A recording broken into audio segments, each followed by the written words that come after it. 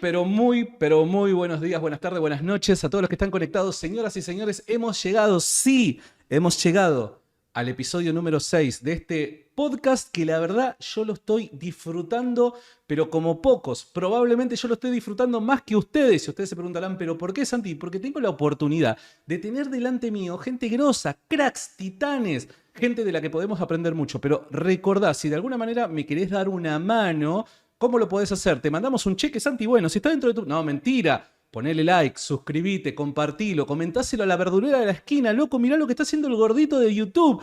Y ahí me vas a poder ayudar para poder difundir más este mensaje. El día de hoy no es la excepción. El día de hoy tengo delante mío un amigo, un genio, un crack, un titán. Alguien que estimo mucho y que la verdad me siento muy pero muy contento por tenerlo en este espacio. Mi buen amigo Leo Abdala. ¿Cómo estás, Leo? ¿Cómo estás, Santi? Gracias por la invitación. Muy privilegiado de estar aquí. Muy bien, la verdad yo estoy muy bien y cuando tengo gente grosa como vos delante mío me siento todavía mejor. ¿Por qué? Porque sé que algo voy a aprender. Esperemos poder decir cosas que realmente nos ayuden a conocer la fe católica, a conocer lo que fue la iglesia primitiva y el por qué vos y yo, siendo personas que vivían en el protestantismo, pero completamente disociados doctrinalmente el uno del otro, finalmente llegamos a la misma conclusión. Tenemos que sernos católicos. ¿Por qué? Bueno, hoy vamos a hablar de eso. Leo, entonces vamos a arrancar de una patada al pecho, vamos de frente. ¿Por qué un tipo como vos, años de protestante, de repente se levanta una mañana, calculo y dice, che, loco, me voy a hacer católico? ¿Por qué una persona como vos, entendiendo de que dentro del mundo protestante uno hace cierta carrera, ¿no? Porque aquel que está comprometido, ¿no? Es como que va escalando, primero, bueno, sos encargado de algo, después líder de algo, después sos copastor, después... Entonces, pese a que quizás, como muchos de los protestantes, no necesariamente todos, pero muchos protestantes no tienen el deseo personal de alcanzar fines materiales, ¿no? Escalando dentro de la jerarquía de su iglesia ni nada por el estilo, pero entiendo de que es también algo, ¿cómo decirlo? Algo anhelado por aquel que busca hacer la voluntad de Dios, empezar a escalar porque entiende de que es alcanzar su famoso propósito. ¿Por qué un tipo como vos, tantos años dentro de la iglesia evangélica, termina pateando el tablero y haciéndose católico?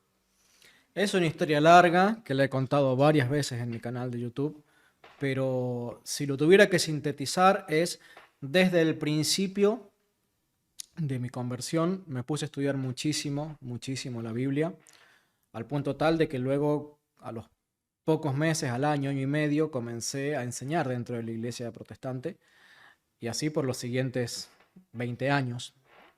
20 años enseñando dentro del mundo protestante. Públicamente me refiero, ¿no? Pero siempre desde el principio de mi conversión tuve esta idea de tenemos que enseñar lo que enseñaban los apóstoles. No me conformaba con decir tengo que enseñar lo que enseña el pastor. O sea, el pastor tiene que enseñar lo que enseñan los apóstoles y yo tengo que enseñar lo que enseñan los apóstoles. No me tengo que conformar con que tengo que enseñar, porque la denominación en la que yo me congregué al principio era bastante exclusivista y justamente les gustaba mucho hablar acerca de los problemas que tenían las otras denominaciones protestantes, cómo se habían desviado de lo que ellos consideraban la iglesia apostólica. Entonces siempre fui muy de ir al origen de las cosas. ¿Vos eras bautista? No, era de los hermanos libres que son muy, pero muy similares a los bautistas. De hecho, salvo por unas cuestiones de cómo se eligen al pastor o cómo se resuelven ciertos temas disciplinares dentro de la iglesia y en cuanto a la frecuencia de lo que ellos llaman la cena del Señor, en todos los demás temas tienen hasta la misma bibliografía. Los autores que yo leía en mi casa eran los mismos autores que un pastor bautista iba a leer. De hecho, con los años, por otros temas teológicos, me hice bautista. Pero antes de hacerme católico, obviamente. Pero son muy, muy, muy parecidos. O sea, vos en el mundo evangélico no eras, por dar un ejemplo, de seguir a personas como un Guillermo Maldonado, personas que de repente dentro del mundo evangélico también son muy cuestionados, ¿no? Vos eras una persona que estaba, ¿cómo decirlo?, muy atenta al estudio, muy atenta a la formación personal, muy atenta al dato, a la Sí, teología y a la historia. sí. Y por esa luz que te pone Dios, de alguna manera siempre desde el principio me interesé por conocer lo que enseñaban los primeros cristianos. Me atraía estudiar el tema de los mártires. Yo no entendía mucho al principio de toda esa historia, pero en un momento dado, luego de varios años de estudio allá, todavía viviendo en San Luis, me anoto en un instituto bíblico online y como ese instituto recién empezaba, estaba medio desorganizado en cuanto al tema de material, qué sé yo, y me enviaron todo un material sobre la iglesia primitiva. Y me puse a leerlo prefiriéndolo a todos los demás temas, porque yo de todos los otros temas había leído un montón de libros, pero de ese tema prácticamente nada, a pesar de que yo lo anhelaba. No tenía plata para comprarme, era docente, no tenía plata para comprarme un libro y eso fue como una Coca-Cola en el medio del desierto. Olvídate. Entonces me encantó leerlo, pero me frustró muchísimo leerlo porque encontré que era bastante diferente de algunas cosas que enseñaban, algunas frases, algunos conceptos que eran bastante diferentes a lo que yo creía como hermano libre. Para. O sea, acabas de tirar una bomba. Me encantó leerlo, pero a su vez me frustró mucho leerlo. Sí, O sea, los cristianos primitivos, que eran aquellos que vos estabas tratando de descubrir qué es lo que creían, cómo lo creían, ¿de alguna manera contradecían tus creencias? sí. Una de las primeras cosas, por eso te mencionaba el tema del martirio, una de las primeras cosas que me llamó la atención fue el hecho de que ellos decían, el martirio te garantiza el cielo. ¿Cómo? ¿Cómo es eso de que el martirio te garantiza el cielo? Y los que no son mártires, y bueno, o sea, tienen que haber vivido una vida muy santa, porque de lo contrario iban a pagar sus penas. No sé si mencionaban la palabra purgatorio, porque eso fue hace 25 años atrás, no me acuerdo de todos los detalles, pero sí ese concepto Claro, que era bastante católico, por así claro. decirlo. Dice, ¿cómo? Pero no es que es solamente por fe. ¿Por qué él tiene que dar su Mm. vida para tener la seguridad? Si yo como calvinista, no de hueso colorado, ¿no? Pero de la línea calvinista, yo entiendo que porque levanté la mano, porque hice la oración o porque recibí a Cristo, ya está, una vez salvo, siempre salvo. ¿Por qué acá habla de personas que no tienen esa Esa seguridad? seguridad. ¿Sí? Entonces, y digo, bueno, será este. Después fui a otro libro de los mártires y lo mismo. Y otro, y empecé a darme cuenta que en toda la iglesia primitiva había este concepto de que el martirio era tu mayor demostración de amor por Cristo, donde vos te despojabas hasta de tu propia vida por amor a Cristo, y, y que el martirio hacía que Dios te perdonara pecados que de otra manera te los hubiera hecho pagar. Claro, eso en el mundo protestante, No, es una señalarlo, o blasfemia. sea, claro, Pero no solamente ese tema, había muchos temas, muchos temas. Y uno de los que más me afectó, que fue finalmente el hilo conductor de mi conversión, fue el tema profético. A mí me encantaba el tema profético. Y hasta que en uno de los libros que leí, que no era mío, era un libro que yo tenía varios pastores que conocía de la denominación y cada vez que iba a visitarlo me ponía así como bobo frente a la biblioteca de ellos, admirando, ¿viste? Se me caía la baba frente a los claro. libros, de ganas de tenerlo porque no tenía un peso partido en dos para comprármelos yo. Entonces se los pedía y ellos me los prestaban. Entonces después nunca pude saber cuál era ese libro, pero hubo un libro que leí sobre profecía que decía que la doctrina del arrebatamiento fue un redescubrimiento de John, Mm. se lo atribuían a John Nelson Darby. Después con el tiempo descubrí que no era Darby, sino Lacunza y otros. Pero que le atribuyen a John Nelson Darby el redescubrir y sistematizar la doctrina del rapto secreto, porque esa doctrina había sido olvidada por 1800 años por la iglesia, por 1700 años por la iglesia. ¿Cómo que es una doctrina que la iglesia se olvidó por 1800 años? Y que el libro mismo te está contando de que de los apóstoles saltamos mágicamente a Darby y toda la iglesia durante 1800 años estuvo equivocada. Y me llamó... Muchas veces, perdón la interrupción, pero muchas veces, o sea, esa clase de hipótesis que no solamente se plantean con respecto al caso del arrebatamiento secreto, sino también a otras doctrinas más, me hace recordar, viste, que cómicamente lo menciono, viste la película Men in Black, Hombres de Negro, Sí, cuando de repente con ese aparatito, viste, todos se olvidan, porque sí. de la noche para la mañana automáticamente todos parece que necesariamente lo olvidan, lo dejaron en el pasado. Bastante cuestionable dichas hipótesis, ¿no? Sí, sí. Y de hecho eso se sumaba a los problemas que yo tenía para... Digo, no había un solo pasaje, ni un solo pasaje en toda la escritura que presentara el plan profético tal como lo enseñaban los protestantes, particularmente esta denominación. Cosa que sí ocurría con muchas otras doctrinas, que eran bastante explícitas en ciertas cosas. Claro. Entonces yo me preguntaba, ¿por qué ninguna parte de la Biblia procura enseñarte punto por punto este tema de las dos venidas? ¿Por qué nunca hablan en plural de las venidas? Claro. ¿Por qué nunca intentan hacer diferencia entre la venida en secreto y la venida en público y siempre hablan de la venida? Y eso me hacía mucho ruido porque por más que estudiaba, por más que leía un libro u otro, pero realmente leyendo muchos libros sobre ese tema, no encontraba ninguno que lo justificara realmente.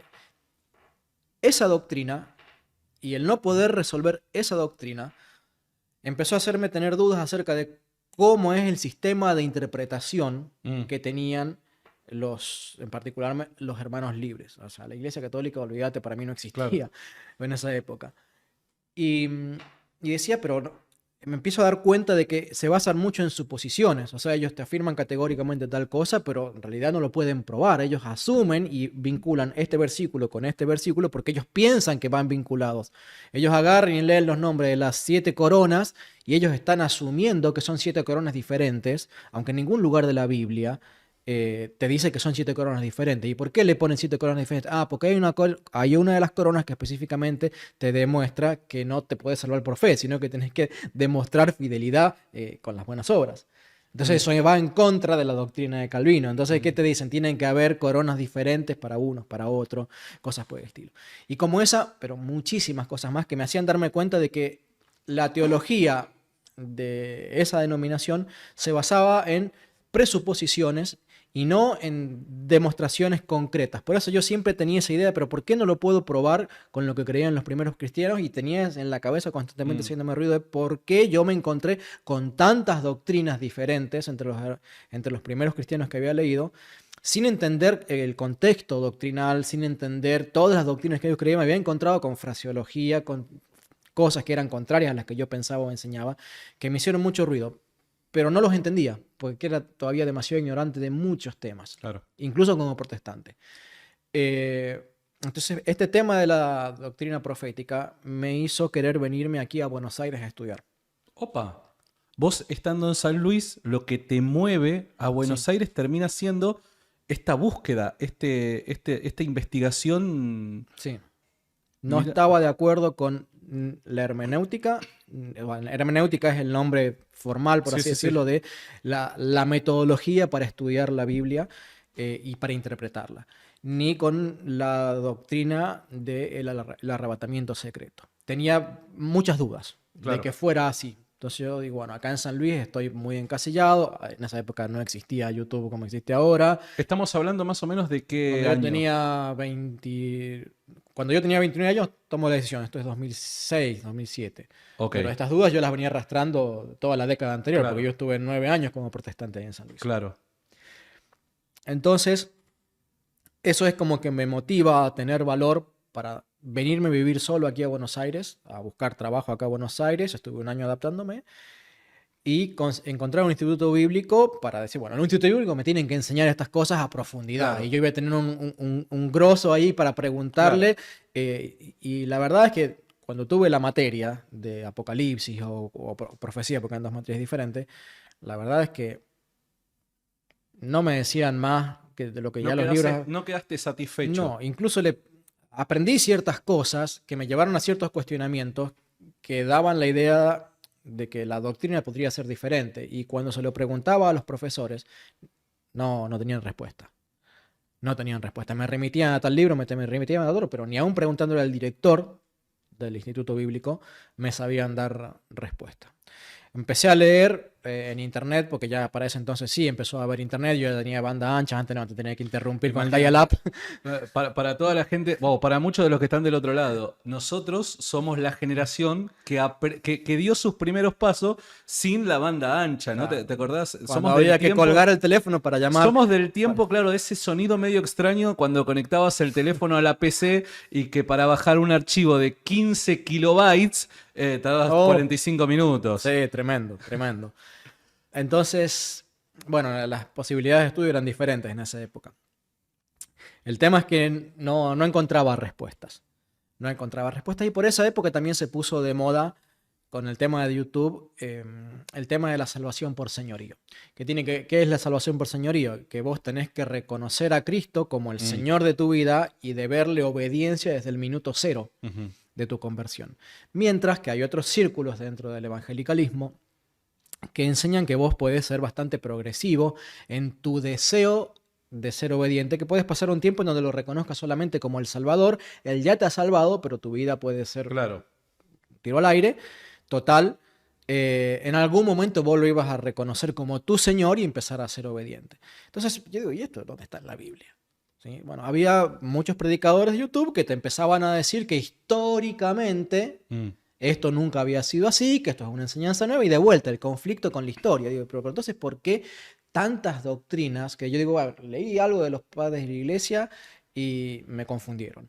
Después agarro y voy y leo un libro sobre profecía y me dice que esta doctrina que enseñamos nosotros ahora nunca la enseñaron antes. Después agarro y escucho a bautistas, porque estos eran pastores bautistas, que dicen que esto de la salvación por el sol levante la mano.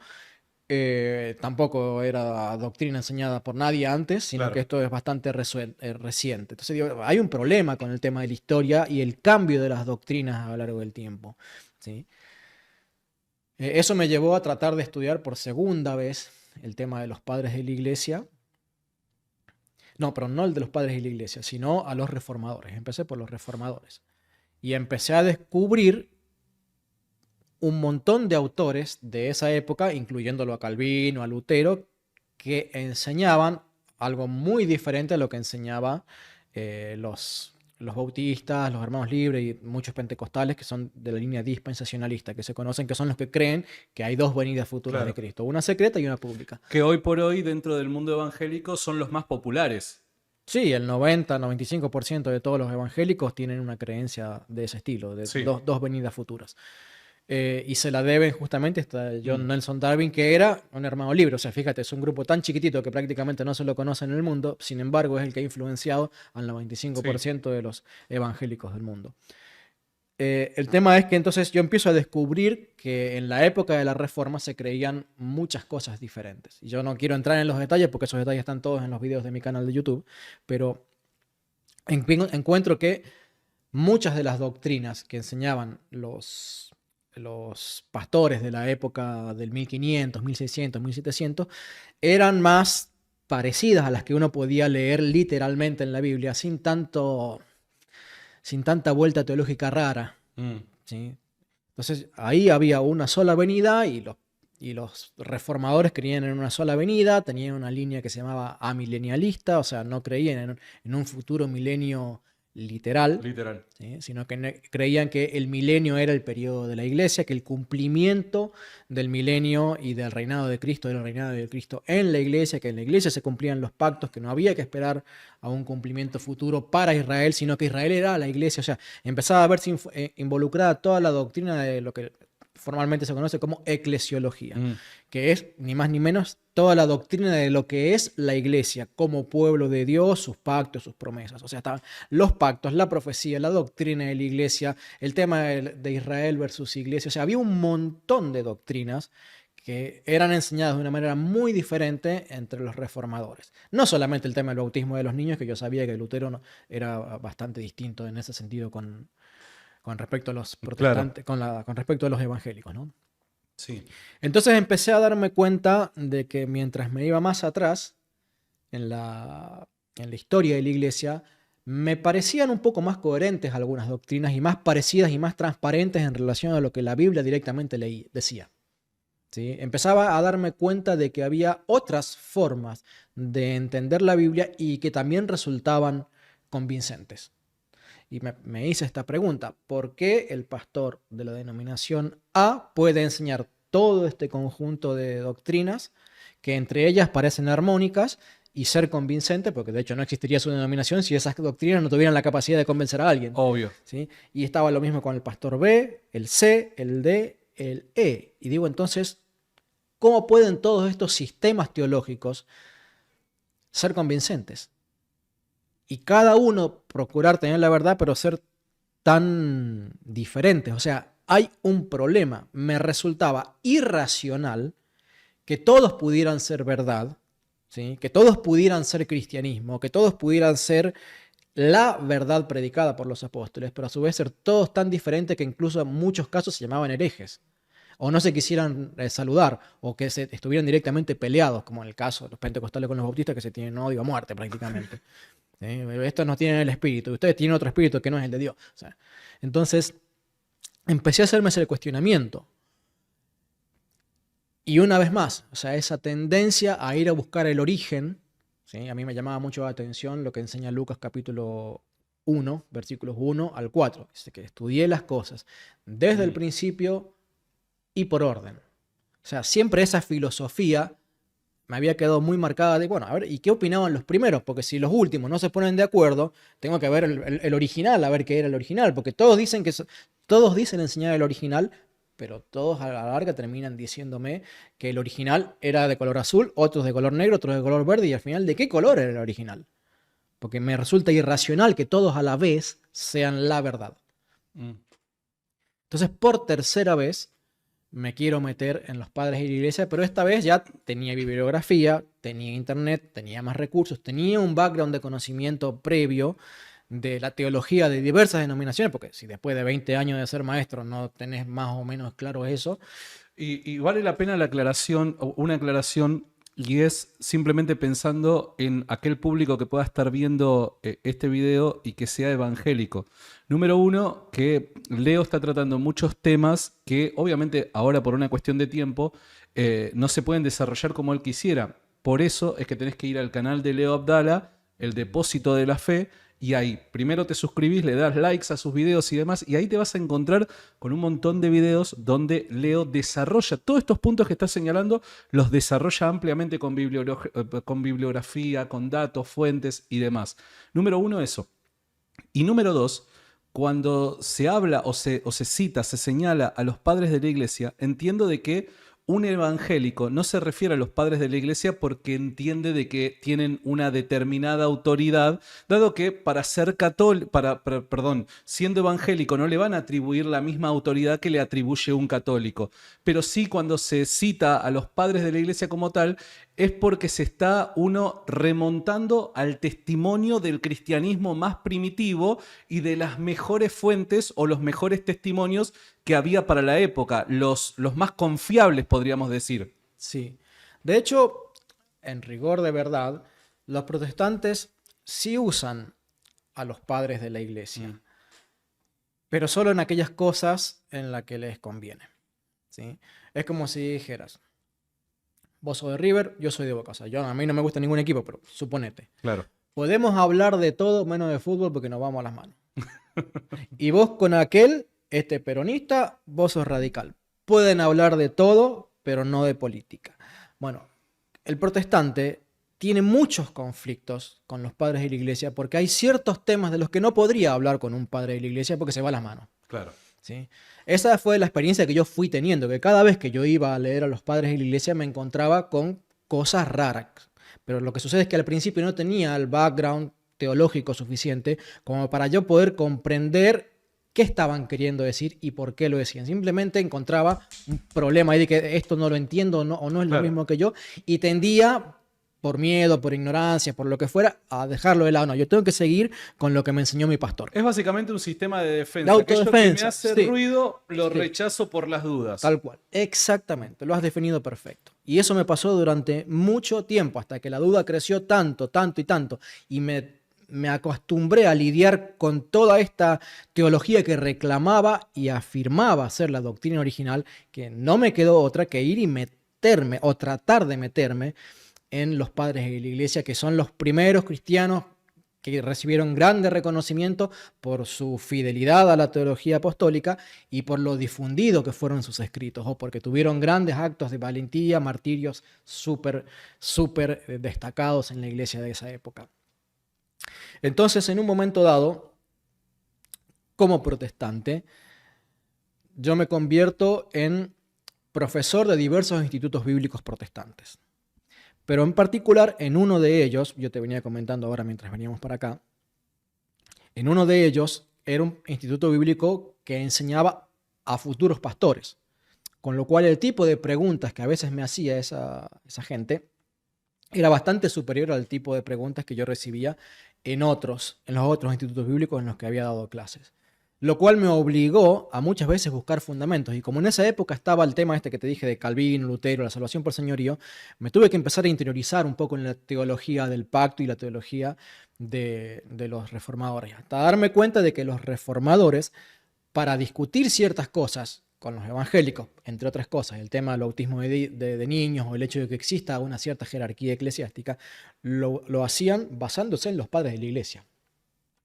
Y ahí empecé a tomar el hábito de forma guiada y por reiteración, acostumbrarme a decir, este autor, este autor, este autor, y de a poquito fui más o menos empezando a ubicarlos geográficamente e históricamente en qué momento de la historia de la iglesia fueron predicando. Antes era que vos me mencionabas San Ignacio de Antioquía, y bueno, San Ignacio.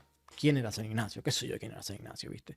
No era eso el vocabulario normal ni la manera en la que uno probaba una doctrina para ver si San Ignacio creía eso o no. Como protestante hablo. Pero con estos libros de teología que hablaban de los padres de la iglesia, sí me llevaban a considerar el argumento de la historicidad de una doctrina como un argumento válido. O sea, ellos, a pesar de que defendían sola escritura, porque los reformadores defendían sola escritura, hacían uso de los padres de la iglesia para fundamentar que su doctrina había sido enseñada por los primeros cristianos. Entonces eso incorporó en mi forma de estudiar la Biblia. ¿Te acordás que yo te dije que tenía un conflicto sobre cómo se estudiaba la Biblia entre los protestantes? Sí. Bueno, introdujo un nuevo concepto en mi forma de estudiar la Biblia, que es si era o no así creído por la iglesia primitiva. Bueno, pero en todo caso, me parece a mí, con todo respeto te lo digo, dentro del mundo protestante serías una especie de bicho raro. ¿Pero por qué lo digo? Porque creo que es parte de la motivación del evangélico promedio irse al cristianismo primitivo, ¿no? Los evangélicos es como que tienen el deseo de vivir la fe como vivían los cristianos primitivos. Y por lo general su fuente es el libro de los Hechos principalmente, ¿no? Entonces hoy por hoy hasta se rechaza la iglesia, fíjate, y todos hasta se quieren ir a las casas y cosas por el estilo, porque así vivían la fe los cristianos primitivos. Pero llamativamente, para descubrir este cristianismo primitivo y lo que los primeros cristianos creían, solamente van al Nuevo Testamento y olvidan todo el testimonio del cristianismo primitivo, pero que dichos documentos no formaron parte de la Biblia. Entonces, en este caso, vos hiciste algo bastante raro, porque pese a que no descartás el testimonio del Nuevo Testamento, obviamente, por ser palabra de Dios, por la calidad de fuente que es y demás, te fuiste a ver qué es lo que decían fuera de la Biblia los cristianos del siglo I, siglo II, siglo III. Entonces, en cierto sentido, sos medio, o fuiste en ese momento algo raro. Sí, sin duda alguna. Hasta ese momento yo todavía con la Iglesia Católica nada. Yo estaba empezando a considerar el hacerme reformado. Podía ser luterano, podía ser presbiteriano, o sea, calvinista, podía ser de los puritanos, podía ser, de hecho, estaba estudiando las confesiones, la de Londres, la de Westminster, las estaba estudiando para comparar, a ver en qué se diferenciaba, tratando de entender cada sistema teológico, porque todos decían ser el sistema teológico verdadero y apostólico, pero eran diferentes y en cosas significativas. Y todos reclamaban ser los padres de la iglesia. O sea, todos reclamaban que los padres de la iglesia eran de esa denominación. Es decir, si le preguntabas a un luterano, los padres de la iglesia te decían que los luteranos te decían que los padres de la iglesia tenían la teología luterana. Si le preguntabas a un calvinista, te decían que los padres de la iglesia tenían la teología calvinista. Si le preguntabas a un hermano libre, a un bautista, te decía eso. Si le preguntabas, aunque en ese entonces no lo contemplaba yo, a un católico, también te iba a decir lo mismo. O sea, todos decían que los padres de la iglesia pertenecían a esa denominación. Entonces, evidentemente, había alguien que se estaba quedando fuera del juego. O sea, porque en el mejor de los casos, solamente uno tenía igualdad de teología con los padres de la iglesia. Entonces, es ahí cuando yo decido volcarme a los libros de los padres de la iglesia. O sea, no conformarme con los libros de teología que mencionaban a los padres de la iglesia, sino empezar a buscar libros que hablaran específicamente de los padres de la iglesia. Ahí hubo un quiebre en mi forma de estudiar la historia de la iglesia. Y si me permitís señalar, vale Sí. la pena resaltar este punto, porque hay muchos también hermanos evangélicos que el conocimiento o supuesto conocimiento que puedan llegar a tener del cristianismo primitivo, en la voz de los padres de la iglesia, padres apostólicos, es por referencias en libros, ya sea históricos o teológicos, que casualmente,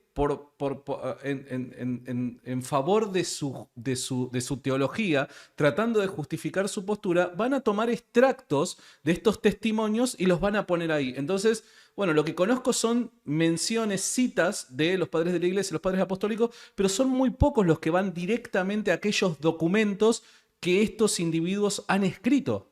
Bueno, yo muy de a poco fui haciendo ese camino. Lo primero que me di cuenta es que cuando empecé a comparar los libros de teología o de historia de la iglesia que yo había leído que tenían una línea más evangélica, entendiendo de evangélicos, no como los protestantes reformadores originales, sino los que surgieron del 1800 en adelante, bautistas, pentecostales, todas esas ramas afines. Los libros que tenían ellos, tanto con los libros de Calvino como los de Lutero y otras denominaciones de esa época, tenían en común, por ejemplo, la doctrina de la Trinidad. Entonces, cuando vos agarrabas y leías sobre la historicidad de la doctrina de la Trinidad y la deidad de Cristo, todos mencionaban a los padres de la iglesia, pero de repente aparecía libros luteranos que te empezaban a decir que los padres de la iglesia bautizaban niños y libros de la línea más moderna de los protestantes, los evangélicos, que decían que los padres de la iglesia no bautizaban niños. Bueno, pero sí o no, ¿lo bautizaban o no los bautizaban? Y el tema de bautismo fue un tema importante porque yo tenía a mi hija que estaba ya en edad de escolarización y yo quería mandarla a un colegio luterano. No quería mandarla a un colegio evangélico sabiendo que yo estaba inclinándome hacia el luteranismo o el calvinismo o alguna rama más parecida a la reforma que a los protestantes contemporáneos. Entonces me tuve que poner a prestarle atención al tema del bautismo de niños y digo, pero ¿cómo es la historia? Entonces, en parte por eso es que yo decido tratar de entender el mundo, ¿sí?, y el contexto general de los padres de la iglesia como un todo, no simplemente conformarme con las menciones aisladas. Y cuando empiezo a leer libros sobre los padres de la iglesia protestantes, empiezo a darme cuenta que había diferencias y cosas que este libro me lo ocultaba y este libro me lo mostraba, pero a la vez cuando leía este me mostraba cosas que este había ocultado. Entonces digo, pero no me están diciendo toda la verdad. Acá hay gato encerrado. Acá hay gato encerrado, acá hay una tendencia deliberada e intencionada, muy bien seleccionada, de que este libro te muestra las cosas que te hacen parecer que los padres de la iglesia eran luteranos y estos te hacen parecer que eran bautistas. Y le ibas y le preguntabas a otro grupo y también había seleccionado un conjunto de referencias, inclusive de otros padres de la iglesia diferentes, que parecía que aportaban, no digo padres de la iglesia, de otros cristianos de los primeros siglos o de otros grupos de los primeros siglos que parecían, por ejemplo, defender que Cristo no era Dios. Entonces digo, pero ¿cómo? O sea, que también estaba dividido así, como que todos eran cristianos, pero enseñaban cosas completamente distintas. Eso no es lo que yo veo en el Nuevo Testamento. En el Nuevo Testamento yo veo que hay una doctrina, y como dice el apóstol San Juan en su primera carta, ¿no es cierto? El que se desvía de esa doctrina no tiene al Padre. O sea, el que no persevera en la doctrina de Cristo no tiene al Padre ni al Hijo. O sea, porque si hubiera tenido al Padre y al Hijo, hubiera perseverado en la doctrina. Entonces digo, pero si los apóstoles enseñaban eso, de que vos debías perseverar en una única doctrina apostólica, ¿cómo puede ser que alguien me hable entonces de que eran tan cristianos unos como otros, siendo que unos creían que Cristo era Dios, que otros no, que unos creían en María, que otros creían en otro? ¿Sabes qué? A mí me pasó que en una conversación que tuve con una apologeta pentecostal, yo todavía no tenía ni idea, ni el deseo más mínimo de hacerme católico, para justificar su pentecostalismo, el pentecostalismo, ¿sabes a qué apeló? Al montanismo. Ah, al montanismo. Ajá, sí, es cierto. Entonces, sí, él dice, bueno, ¿querés un testimonio de un primitivo pentecostalismo? Me acuerdo en una conversación que tuve con la persona, apologeta, pese a lo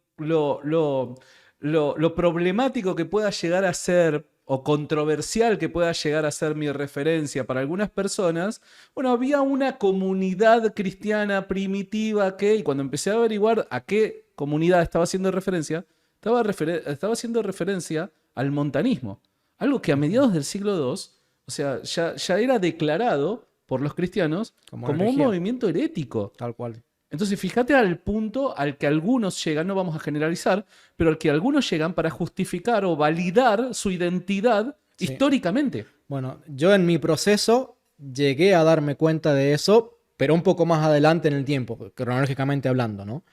Yo en este momento de mi conversión que te estoy contando, todavía estoy tratando de resolver qué creían los primeros cristianos. Claro. Porque no sabía con cuál de todos los grupos asociarlo más o vincularlo más o decir, este se parece más a este otro. Entonces empiezo a leer estos libros y empiezo a darme cuenta de esta selectividad de citas y de fuentes y de autores. Y empiezo a darme cuenta de que acá algo no me cuadra. Definitivamente en la iglesia primitiva estos autores, que todos o casi todos coincidían en mencionar los mismos autores, pero en lo que no coincidían es en qué aspectos de la doctrina de tal o cual autor de la iglesia primitiva me mencionaban. Claro. Entonces, por ejemplo, ninguno me iba a decir, todos me iban a decir, San Ignacio fue discípulo de tal y era de los más ortodoxos que había, pero ningún protestante me va a citar que San Ignacio creía en la transubstanciación. Partamos de esa base. ¿Sí? O que San Ignacio menciona ya que en el siglo I hay una iglesia jerárquica y que hay distinción entre obispos, sacerdotes, diáconos. Y lo más interesante es que cuando conviene, muchas veces usan la cita, la referencia, ¿no? En este caso de San Ignacio o de San Irineo o de quien fuera, pero cuando el mismo autor parece contradecir sus ideas, no, pero era un hombre falible Sí. que podía caer en el error, entonces Sí. ¿en qué quedamos? O sea, Sí, ¿es una sí, fuente sí. confiable o no lo es? Tal cual, tal cual. Bueno, ese pensamiento de nosotros sabemos más que ellos porque tenemos software bíblico y tenemos comentarios bíblicos que ellos no. Claro. Ese es el pensamiento predominante en los círculos protestantes e incluso dentro de los sacerdotes católicos que enseñan el modernismo, que con la excusa de que nosotros tenemos software bíblico creen saber más que los apóstoles mismos, Exacto. para contradecir lo que enseñaban los apóstoles. Entonces, yo decía, no pueden saber más que los apóstoles. O sea, el apóstol se le puede haber dicho, no te toca a vos conocer o tal o cual tema, pero no podés contradecir lo que Cristo le enseñó directamente a un apóstol.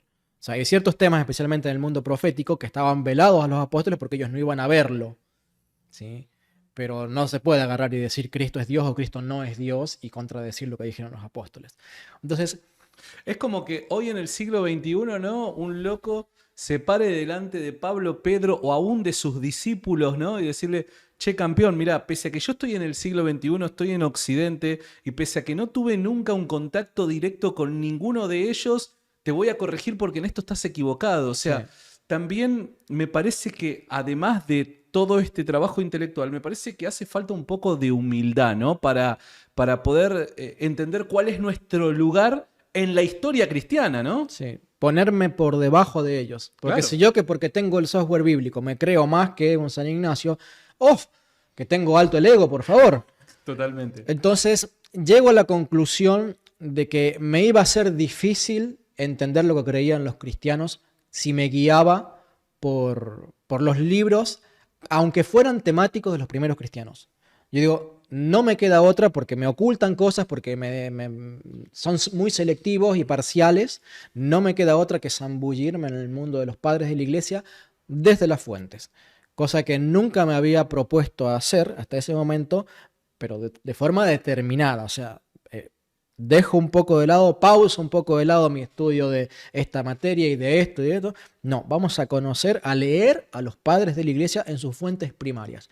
Pero de forma sistemática, porque ya al haberme leído libros sobre los padres de la iglesia, aun cuando fueran protestantes, ya más o menos era capaz de ordenarlos cronológicamente, saber que eran mayoritariamente trinitarios, pero que había habido algunas herejías. Entonces digo, bueno, pero si en aquella época se hablaba tanto de la herejía, hoy ¿por qué? No importa si enseñás la verdad o la mentira, total, como creemos en Cristo, igual te salvás. Entonces digo, hoy yo tengo miedo de usar la palabra hereje para señalar con el dedo a alguien.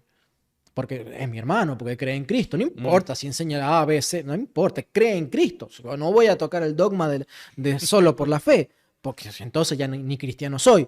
como evangélico, tendía a pensar así. Sí. Mientras que en los primeros cristianos era exactamente al revés. Es o crees la doctrina esta, Había un gran celo. sí, o crees esto, o ni siquiera tenés a Dios en tu corazón. Mm. Ni siquiera tenés derecho de decir que tenés a Dios por Padre. Porque eso es lo que enseña San Juan. O sea, no, San Juan. O sea, el que no persevera en la doctrina de Cristo no tiene a Dios, no tiene al Padre. Es un mentiroso. Y lo dicen otros apóstoles de otras maneras. O sea, Pablo diciendo el que predica otro evangelio, es anatema. Pedro diciéndole también a las mismas iglesias a las que Pablo les había escrito unos años antes sus cartas, cuando escribe su epístola universal. Pedro dice que hay algunos que distorsionan o tuercen lo que escribió el apóstol Pablo para su propia perdición. O sea, ¿cómo? O sea, si yo interpreto mal lo que enseñaron las cartas del apóstol Pablo, me pierdo. O sea, tan grave es el delito de torcer la doctrina que puede implicar, por la voz de un apóstol, perder la salvación o demostrar nunca haberla tenido. O sea, era ese clic. Yo todavía no lograba hacerlo, pero de a poco estaba dándome cuenta que la iglesia primitiva tenía una forma de pensar completamente antagónica a este principio de solo por fe que nos hace a todos hermanos, no importa lo que crees. Me empezaba a dar cuenta de que debía haber una iglesia verdadera o no haber ninguna, pero no podían ser todas. Fíjate qué interesante que es la anécdota de San Policarpo con Marción. Sí. Cuando Marción lo cruza, dice, ¿qué acaso? ¿No me reconoces? No me conoces, le dice.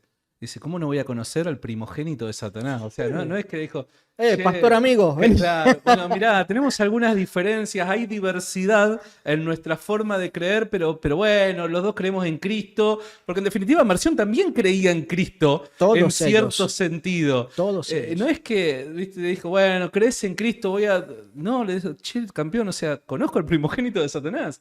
Es exactamente eso que estás diciéndome ahora lo que empecé a descubrir en esta etapa de mi conversión. Exactamente eso, porque después de empezar a leer y leer y leer, y algunos escritos los leí varias veces, o sea, así como lo hice con la Biblia, que la leí muchas veces, también empecé a hacer eso con algunos de los escritos de los padres de la iglesia. Los leía y los releía, e incluso algunos pasajes selectos también los volví a leer y los volví a leer. Y empecé a darme cuenta que había ciertas cosas en común respecto de lo que los cristianos apostólicos, vamos a ponerle ese nombre, los cristianos apostólicos decían acerca de los otros que decían ser cristianos, pero no eran considerados como parte de la iglesia, sino que o les llamaban herejes, o les llamaban falsos maestros, o les llamaban ovejas vestidos, o sea, lobos vestidos de ovejas. O sea, todos los apelativos que Cristo le puso a los falsos maestros y todas las parábolas que Cristo habló previniendo a la iglesia acerca de los falsos, los padres de la iglesia los aplicaban a cualquiera que no enseñara la doctrina apostólica que enseñaba la iglesia que defendían los discípulos de los apóstoles. Porque vos me pediste que habláramos acerca de la asociación apostólica en algún momento dado. Bueno, ellos no tenían una página en internet vaticano.ca o BA, ¿sí?, para que uno pueda ir a consultar la doctrina oficial. Cómo hacía un cristiano en el siglo I o en el siglo II para saber cuál era la doctrina que enseñó Cristo. Si tenés a un agnóstico... Alguno podría decir, y bueno, se va a la Biblia. Eso no existía. O sea, existía el Antiguo Testamento, pero no existía algo formalmente reconocido que fuera la interpretación cristológica del Antiguo Testamento. No existía. Habían cartas apostólicas, pero que justamente Pedro estaba denunciando que había quienes las explicaban en contra de la doctrina apostólica. Que las malinterpretaban. Que las malinterpretaban. O las manipulaban a su propio beneficio. Totalmente. E incluso al punto de recortarle ciertas partes. Nuevamente Marción. Marción, típicamente. O suprimir directamente ciertas cartas. También Marción, claro, entre otros. Entonces el problema era que yo empezaba a descubrir de alguna manera una problemática en la iglesia primitiva similar a la que vivía hoy la iglesia, de una fragmentación teológica, pero que resolvían el problema de una manera muy diferente como lo resuelven hoy, como lo resolvíamos nosotros los protestantes. ¿Sí? Mientras que nosotros los protestantes decíamos, somos todos hermanos, porque todos creemos en Cristo, aunque tengamos nuestras diferencias, para ello era completamente al revés. Era o sos de las iglesias apostólicas o ni siquiera tenés oportunidad de salvarte. Porque te salva particularmente la Eucaristía. Y ahí había un tema que me rompió la cabeza. Porque como protestantes se nos enseña que somos salvados en el momento de hacer la oración del pecador, que levantas la mano, que derramaste tus lágrimas. Repetí conmigo. Repetí conmigo la oración, las 1000 fórmulas litúrgicas que tienen los protestantes de diversas denominaciones para salvarte, entre comillas. Y sin embargo, los primeros cristianos enseñaban que vos primero que el bautismo era el que te perdonaba los pecados. O sea, la regeneración venía cuando vos agarrando y reconociendo a un sacerdote que tuviera la sucesión apostólica. Hablábamos de este tema de que la forma de identificar quién tenía o quién respetaba la doctrina apostólica era ir y creerle a los que los apóstoles habían puesto como sucesores suyos, autorizados, diciéndoles, miren, iglesia toda, este señor que está acá, yo lo pongo como obispo sucesor mío, él va a defender la misma doctrina que estoy diciendo yo. Entonces, si viene fulano a decir algo contrario a lo que enseña un sucesor mío, créanle a mi sucesor. Aunque venga fulano con la Biblia debajo del brazo. Créanle a mi sucesor porque está garantizado que yo le he transmitido la doctrina apostólica. Y de ahí la central importancia que tenía la tradición apostólica, aunque esa palabra sea aberración para un protestante, ¿sí? Para muchos, no para todos, porque hay algunos que, aunque la utilizan mal, pero la utilizan.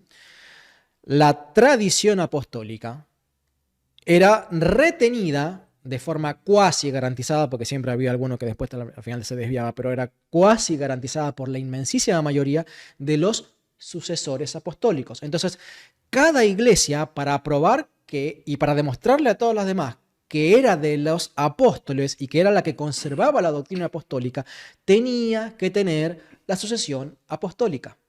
O sea, tenía que poder probar que tal le había enseñado a tal. La legitimidad te la daba la sucesión apostólica. Exactamente. No es que una persona, como ocurre en el mundo evangélico en la actualidad, sentía en su corazón el llamado y de repente, con buenas intenciones, nadie va a poner en tela de juicio las intenciones, con buenas intenciones responde a ese llamado interno y automáticamente, bueno, eso es evidencia que es un ministro de Cristo. No, sí, el ministro de Cristo... O sea, la legitimidad del ministro de Cristo era a causa de la sucesión apostólica. Exacto. No existía, de hecho era condenado como herejía, el autonombrarse como pastor o obispo o sacerdote, como autoridad, sin haber sido colocado por una autoridad previamente legitimada. O sea, existía el concepto de que vos debías tener la autorización, y autorización procede de autoridad. Claro. O sea, son dos palabras que van de la mano. Entonces, había un montón de cosas que yo empecé a descubrir en donde digo, pará, esta doctrina, esta forma de proceder, esta enseñanza, esto no es lo que enseña el mundo protestante. De hecho, empezaba a oler que se parecía a la doctrina de la Iglesia Católica. Yo la doctrina de la Iglesia Católica nunca la había estudiado, excepto por libros anticatólicos. Yo sabía que los católicos creían en la Eucaristía por libros anticatólicos que había leído. Claro. Y lo mismo de cualquier cosa respecto de María, de la jerarquía, del Papa, del purgatorio, todo lo que yo conocía de la Iglesia Católica era a través de libros que supuestamente habían refutado bíblicamente la doctrina de la Iglesia Católica. Y cuando empiezo a leer los padres de la Iglesia y a reiterar la lectura una y otra vez, empiezo a descubrir aquí, allá, todos conceptos que empezaban a formar una teología muy parecida a la de la Iglesia Católica. Obviamente los siglos han cambiado palabras que caen en el desuso, pero yo empezaba a encontrar conceptos que ya no tenían nada que ver con la salvación por fe. Entiendo de que también esta referencia que haces respecto a la tradición y a la sucesión apostólica, a la legitimidad de los ministros y a la propia de la Iglesia, va en contra de la sola Escritura también. Totalmente. Los cristianos primitivos no eran sola Escritura. Es que no, para nada. De hecho, me llegué a dar cuenta de que todos los grupos que eran acusados de herejía por los padres de la Iglesia tenían en común que creían tener la capacidad de interpretar las escrituras de una manera contraria a lo que las autoridades de la iglesia habían transmitido de los apóstoles. O sea, había implícitamente, aunque no existiera la imprenta, ¿no? Pero había implícitamente un conjunto de normas y creencias que era conocido como el depósito de la fe, el evangelio, el buen depósito, la palabra de Dios, que uno cuando los estudia en el El Nuevo canon Testamento, de la tradición, creo que sí, dice la Irineo. regla, Sí, la regla de la fe, ese es otro nombre, o sea, canon, regla son palabras Mm. que se traducen, es una traducción de la otra, pero todos esos eran términos sinónimos que hacían conjunto, que hacían referencia a todo el conjunto de doctrinas que debía ser preservado de generación en generación, porque es lo que Cristo les había enseñado a los apóstoles a sus discípulos, sucesores, estos sucesores a los suyos, y a los suyos, y a los suyos, y eso constituía algo que debía transmitirse de generación en generación para preservarse. Ahora, permitime un instante cortarte y levantar una objeción. Sí. Me disfrazo de abogado del diablo y te levanto una objeción. La famosa del teléfono descompuesto. En algún Sí. momento esa transmisión de generación en generación se puede pervertir, ya sea por malas intenciones de algún individuo que pretende cambiar lo que históricamente se ha creído, como también lo desafortunado que puede llegar a ser no sé, el no ser lo suficientemente prudente o serio, responsable a la hora de preservar dicha doctrina. ¿Esto pudo haber pasado en la tradición primitiva? Pasó en muchas ocasiones. De hecho, los concilios de la iglesia, tanto los que son previos a Nicea, Nicea es tal vez el más... Hoy no, porque hoy se menciona mucho más el Concilio Vaticano II por las temáticas que se están abordando en la iglesia hoy, pero históricamente el concilio más trascendente de la iglesia católica fue el Concilio de Nicea, porque fue el primer concilio Claro. que abarcó a la totalidad de los obispos del mundo, o casi la totalidad de los obispos del mundo. Antes, por las persecuciones, los concilios tendían a ser más locales, pero no dejaban de ser concilios autoritativos. Claro. ¿Sí? Y en los concilios justamente se trataban los temas que traían controversia a la iglesia. Típicamente cuando se levantaba una persona que hacía popular su creencia y que esa creencia entraba en conflicto con lo que era la tradición que la iglesia defendía. Claro. Entonces, toda la iglesia había enseñado siempre que Cristo era Dios. De repente, aunque siempre hubo alguna que otra voz, sobre todo de los judíos que no creían que Cristo fuera Dios, pero eso estaba fuera de la iglesia. ¿Qué me importa lo que pensaban los judíos? Pero cuando esa forma de pensar se introduce en la iglesia y ya por la época de Orígenes empieza a levantar la mano, fíjate que estoy hablando como casi un siglo antes, sí, sería siglo II porque la teología que Orígenes denuncia es teología que se origina en el siglo II. Ya empieza a decir, miren que hay algunos pastores que andan dando vueltas, que están empezando a enseñar algo que es contrario a lo que la iglesia siempre ha defendido. Están diciendo que Cristo es una criatura. Orígenes es el primero en denunciar lo que luego se conocería como el arrianismo, pero décadas antes de que apareciera Arrio. Arrio fue el predicador famoso de YouTube, por así decirlo, que se llenó de suscriptores y hizo popular la doctrina de que Cristo era criatura y no Dios. Pero la doctrina venía de antes, pero cuando se hizo tan popular esa doctrina, obligó a la iglesia, porque ya empezaba a haber muchas congregaciones que eran católicas que empezaban a adherirse a esta teología antitrinitaria. Cosa que hubo concilios antes del concilio de Nicea que condenaron esas escuelas teológicas, pero no tomaron una posición absolutamente dogmática hasta que llegó el concilio de Nicea. La historia de los concilios es una historia de personas que, por lo general, habiendo estado dentro de la iglesia, sea por sacerdotes o por obispos, comenzaron a distanciarse de ciertas doctrinas enseñadas por la tradición de la iglesia y que llegaron a cobrar popularidad. Y como llegaron a cobrar popularidad, generaban un conflicto dentro de la iglesia y la iglesia debía tomar una decisión. Algo similar a lo que pasó en Hechos capítulo 15. Ya hemos hablado de eso, de que había una serie de maestros procedentes del judaísmo que decían, para ser salvo tenés que circuncidarte y seguir toda la teología, por así decirlo, todos los ritos enseñados por Moisés. De lo contrario, no se van a poder salvar. Y eso, mientras que fue una cosa de discusiones de alguno que otro, no pasó a mayores, pero cuando empezó a verse afectada toda la iglesia decidió reunirse para tomar una posición formal dentro de la iglesia. Y la iglesia ha ido tomando posiciones formales sobre ciertos puntos cuando justamente han surgido personas que se han desviado. Llámese Lutero, Calvino. Entonces, cuando eso ocurre, o sea, la iglesia tiene un mecanismo para tratar de que no ocurra, pero está profetizado que va a ocurrir. Cuando ocurre, ¿cómo se defiende la iglesia? Los concilios. Concilios. Los concilios. Los concilios marcaban el final de una disputa, de una discusión. Exactamente. Pensemos en Hechos capítulo 15. Y ya vamos a llegar al que es, por lo menos para un protestante, el concilio más trascendental, que es el concilio de Nicea, porque a partir del cual, te dice un bautista, se corrompió la iglesia católica con Constantino. Pero pensemos por un momento en Hechos capítulo 15. Los judíos y los judaizantes, los judíos porque decían que la iglesia estaba corrompiendo, porque pensemos que la iglesia originalmente era casi toda de judíos. Sí. Entonces, los judíos decían, la iglesia está corrompiendo la doctrina de Moisés. Ya acusaban a la iglesia católica de corruptora.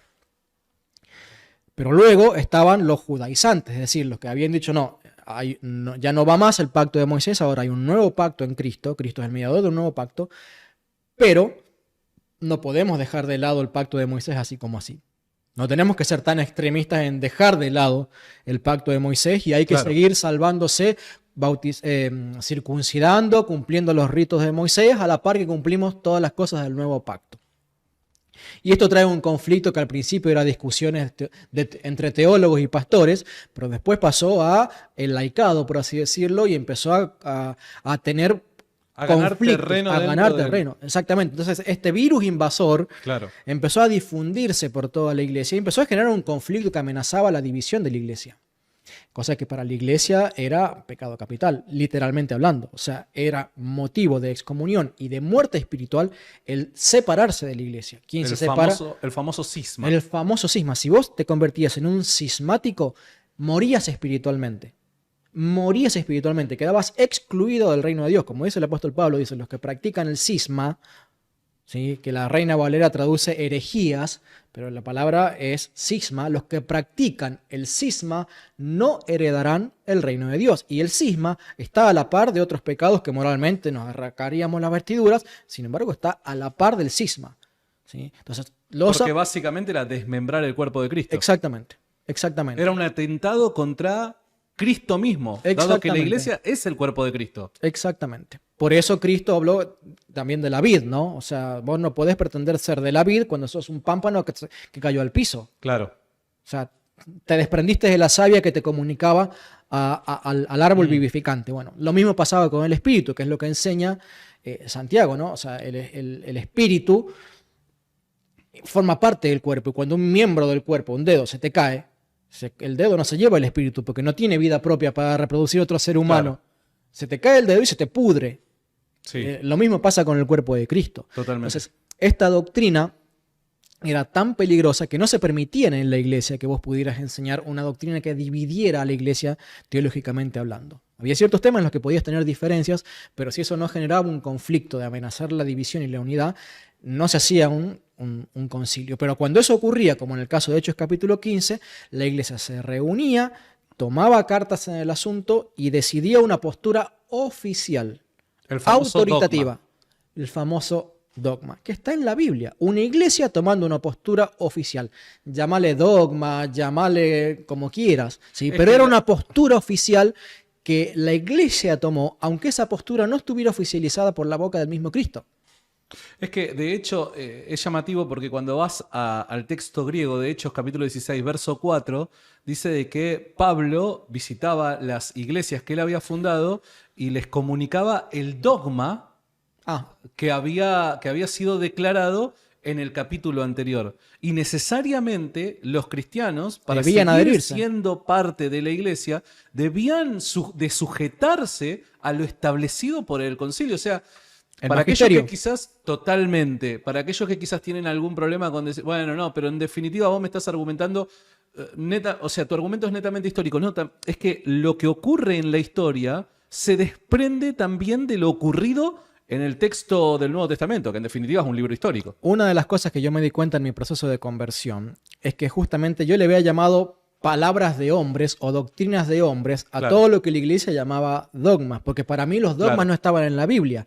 Pero ¿qué sucede? Cuando me doy cuenta que Hechos capítulo 15 es la definición de que la iglesia tiene autoridad para especificar dogmas sobre cosas previamente no resueltas, entonces me di cuenta que los dogmas, no solamente que son bíblicos, eran necesarios para preservar esto que a los protestantes no les interesa, que es la unidad, pero que para la iglesia apostólica era crítico, incluso hasta para la salvación de las mismas almas. Entonces, son una tras otra doctrinas en las que a medida que iba profundizando en las escrituras y los padres de la iglesia me iban haciendo entender las escrituras como los apóstoles se las habían enseñado a ellos, empiezo a darme cuenta que las escrituras enseñan la doctrina católica. En algún momento, cuando yo le empiezo a explicar a mi esposa las cosas que yo estaba investigando... Mi amor, tengo una sorpresa. Número 1, traje pizza. Número 2, sentate que tenemos que hablar. Bueno, acá hay una diferencia porque está el caso de muchos hoy conversos a la Iglesia Católica que vienen del protestantismo que mantuvieron en secreto con sus esposas esta investigación. La consideraron como muy privada. Yo con mi esposa no hice eso. Siempre, todos los días, leí esto, anoche leí esto, hoy descubrí esto, mirá lo que acabo de estudiar, mirá qué otra forma de interpretar la Biblia tenía, mirá lo que empiezo a descubrir acerca de lo que enseñan los libros protestantes. O sea, todo el proceso se lo compartí a mi esposa. Y cuando llega un momento que yo le empiezo a hablar mucho de los padres de la iglesia y las cosas que empecé a leer, ella ya empezó a oler que había olor a catolicismo. Y ella me dijo... Esto me huele a Vaticano. Sí, sí, le dice, Leo, iglesia católica, no, si querés ir vos, anda vos. Pero yo no me hago católica. Claro, ella tenía familia tradicionalmente donde sus primos, hermanos, padres, todos protestantes, algunos de ellos pastores. Entonces, para ella era toda una tradición de muy pequeña el haber sido protestante, independientemente de que seas pentecostal, bautista, lo que fuera, pero era tener que ser protestante anticatólico. Entonces, cuando yo le empiezo a plantear que los primeros cristianos tenían algunas doctrinas católicas, porque para ese entonces no era toda la doctrina católica, sino empiezo a descubrir algunas doctrinas católicas, me dice, no, católica yo no, vos si querés. Yo digo, mira, o sea, yo no sé si vamos a ser católicos, o sea, yo no entiendo toda la doctrina católica, no la conozco toda, ni conozco toda la doctrina de los padres de la iglesia, pero vamos a ir hasta donde esté la verdad. O sea, si lo que estamos buscando en todo este proceso es justamente salir del error del que veníamos descubriendo y llegar a la verdad. ¿Por qué vamos a huir de la verdad si todo esto, con todo el costo político, afectivo, económico, como le quieras llamar, todo ese costo que estamos pagando, ¿por qué lo voy a pagar si no es justamente para aterrizar en la verdad? Totalmente, totalmente. Mirá, Leo, y pese a que yo sé de que vos no vas a estar del todo de acuerdo con lo que voy a señalar, pero fíjate hacia dónde voy a poner el énfasis respecto a lo fuerte de la voz de los primeros cristianos, llámese padres de la iglesia o llámese otros testimonios como pueden ser el de algunos apologetas, como puede ser el de los mismos los padres apostólicos, que, y yo estoy de acuerdo con vos, que las traducciones protestantes no son las mejores porque la traducción necesariamente para traducir requiere ciertas presuposiciones teológicas que adaptan la traducción a la idiosincrasia del grupo para el cual fue traducido. Totalmente. Pero mismo así, la voz de los padres apostólicos es tan fuerte que mi contacto con el catolicismo es a través de una serie de volúmenes de los padres de la iglesia traducidos por protestantes. O sea, aún ni siquiera la presuposición teológica protestante es capaz de silenciar en su totalidad todo lo que los padres apostólicos y padres de la iglesia creían en el cristianismo primitivo. Yo siempre digo, yo tengo acá una colección que espero poder terminarla, de una serie de libros que contienen algunos de estos testimonios, llámese Irineo de León, los padres apostólicos, San Agustín, etcétera, que pretenden traducir algunas de sus obras, y en sus obras, aún siendo traducidas por protestantes, señalan hacia el catolicismo. Yo tengo un encuentro con la verdad del catolicismo a través de traducciones hasta protestantes. Sí. Cuando vos vas a las traducciones católicas, todavía es más evidente. Exactamente. Todavía es más evidente. Pero las traducciones protestantes no son capaces de poder, en definitiva, silenciar este testimonio católico que hay en los primeros cristianos. Estoy totalmente de acuerdo con vos. Mi caso particular fue que yo busqué las traducciones de los padres de la iglesia y las obtuve de libros católicos, porque incluso cuando me compré un libro sobre los padres apostólicos, fue un libro católico que encontré en Mercado Libre. En esa época eran baratos. Sí. Pero baratos en el sentido no por la inflación que tenemos en la Argentina, pero al año o 2 años de que yo me convertí, yo había visto en Amazon que los mismos libros que yo me compraba por $30, $40, $50 salían $400. Hubo un boom de deseo de estudio de los padres de la iglesia que hizo que los precios de los padres de la iglesia, de los libros de los padres de la iglesia fueran prohibitivos para la mayoría. De hecho, esos libros que vos te has comprado ahí, estoy seguro que te costaron medio ojo y la mitad del Tan otro. caro, tan caro. O sea, están muy caros, mientras que antes no eran tan caros. Bueno, yo me pude comprar un libro y fue de traducción católica, con comentarios católicos y con el griego acompañado. Pero también he leído los libros traducidos por protestantes y es exactamente como decís vos. Es decir, no pueden tapar lo que ciertos pasajes completamente explican, porque la traducción es como, o sea, tratar de con la traducción tapar la doctrina católica es como pretender tapar el sol con el dedo, ¿sí?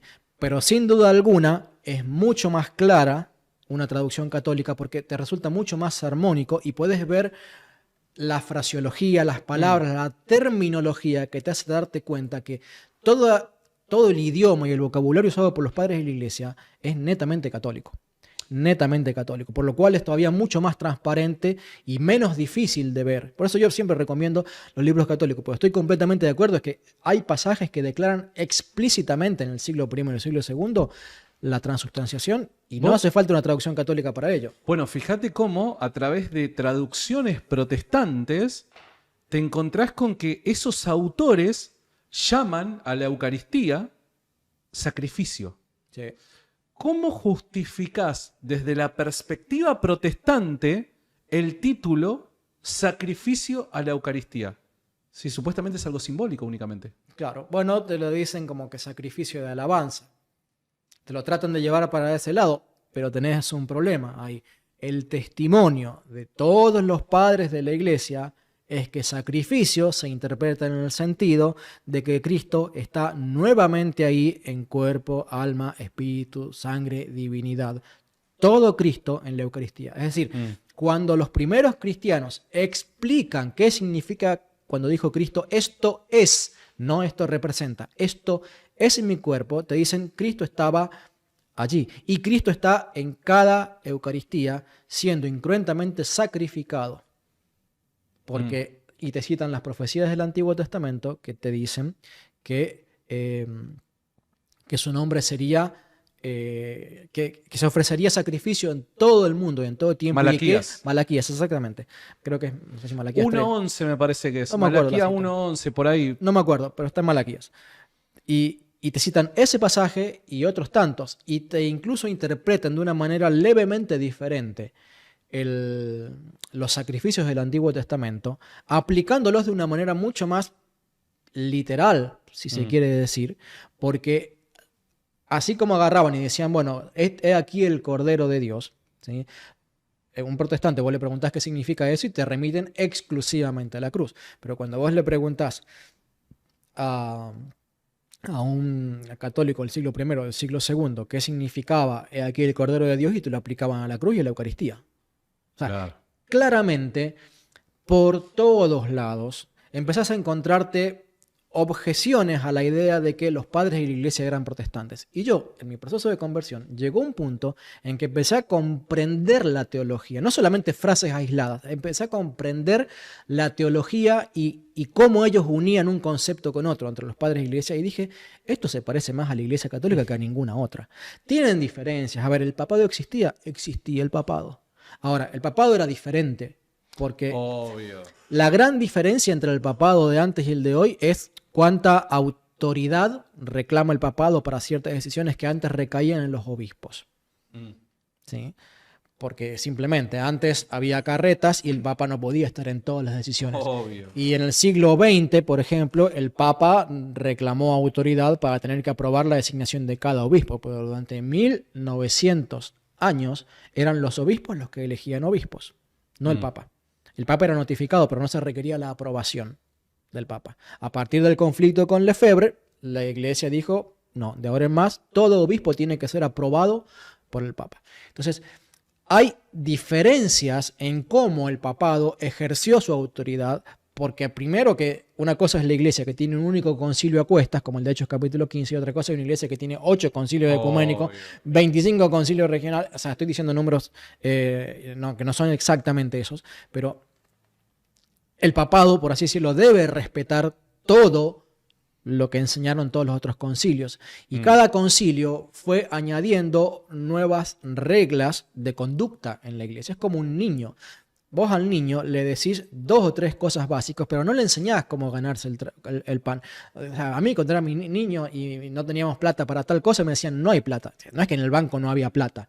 Me hacían una simplificación del tema porque yo era incapaz de comprenderlo.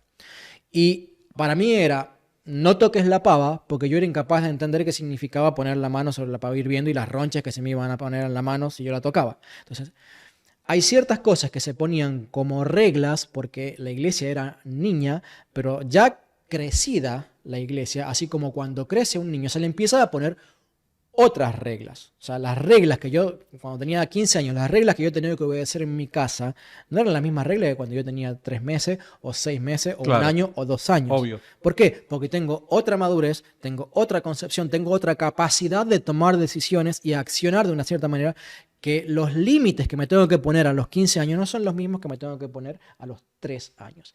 Y la iglesia tuvo ese mismo desafío, ¿sí? Fue aprendiendo de los ponchazos y problemas cómo ajustar ciertas cosas que al principio no estaban definidas, como ocurrió, por ejemplo, en Hechos capítulo 15. Recién mencionabas en uno de los puntos que señalabas el credo apostólico. Sí. Creo en una santa iglesia apostólica, católica, pero Sí. una iglesia. ¿Hay forma de alguna manera pensar el cristianismo primitivo que repite este credo en una santa iglesia católica, en una?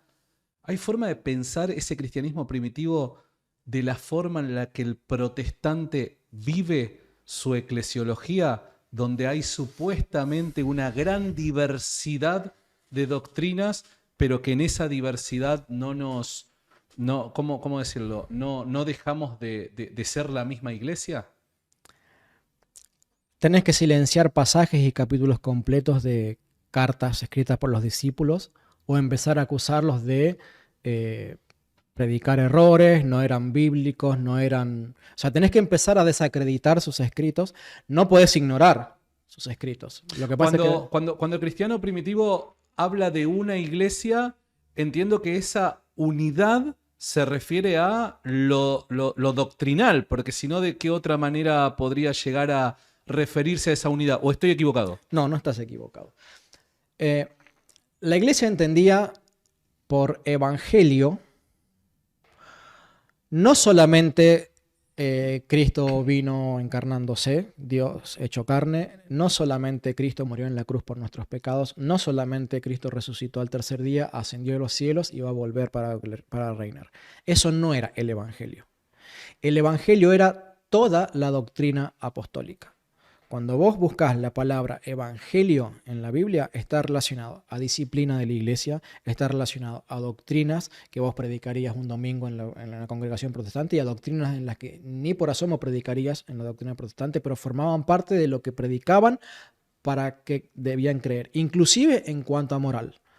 O sea, la palabra evangelio está vinculada a todos los aspectos del cristianismo. No es que hay doctrinas fundamentales o no es que la palabra evangelio solo se refiere a un grupo minúsculo de doctrinas fundamentales de las cuales todos tenemos que estar de acuerdo y bueno, las demás podemos discutirlas. Bueno, digamos, nadie iba a dejar de ser salvo por pensar que el apóstol Pablo era pelado o no pelado. Claro, obvio.